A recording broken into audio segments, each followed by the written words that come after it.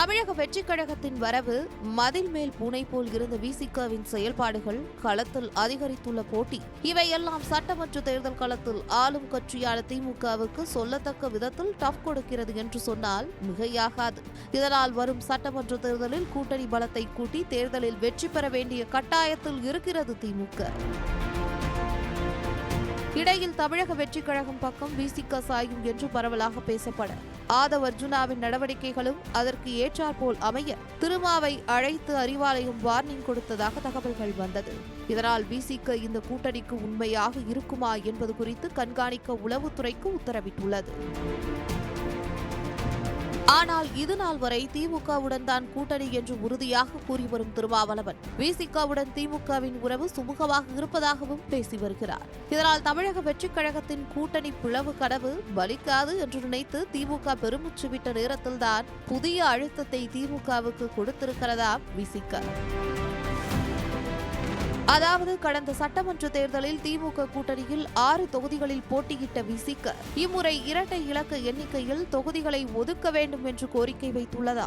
ஆனால் 3ஆம் தலைமையை நோக்கி செல்லும் திமுக 200 தொகுதிகளை இலக்காக வைத்துள்ளதாகவும் அதற்காக மாவட்டங்களில் கட்சியை பலப்படுத்தி வருவதாகவும் அறிவாலய வட்டாரங்கள் தெரிவிக்கின்றன.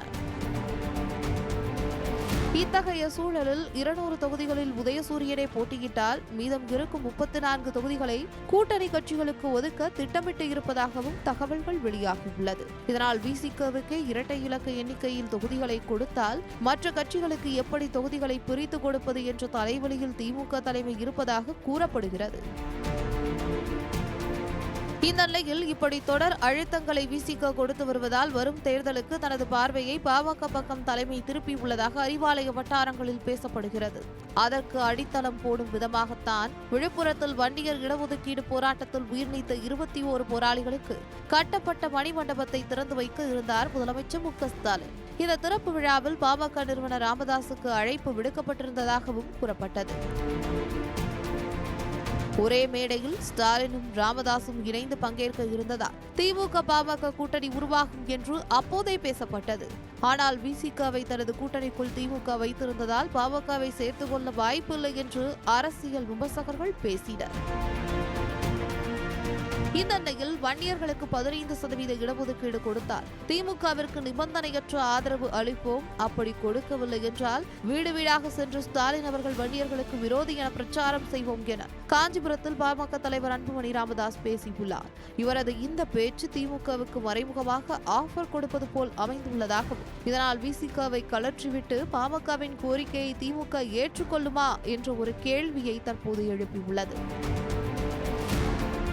ஏற்கனவே பாமக என்றாலே தேர்தலுக்கு தேர்தல் கூட்டணி மாறும் கட்சி என்ற விமர்சனம் இருந்து வரும் நிலையில் நாடாளுமன்ற தேர்தலில் பாஜகவுடன் கூட்டணி வைத்துவிட்டு தற்போது சட்டமன்ற தேர்தலுக்காக திமுகவுடன் கூட்டணி வைக்கவே இப்படி ஒரு ஆஃபரை கொடுத்துள்ளதாக அரசியல் விமர்சகர்கள் தெரிவிக்கின்றனர்.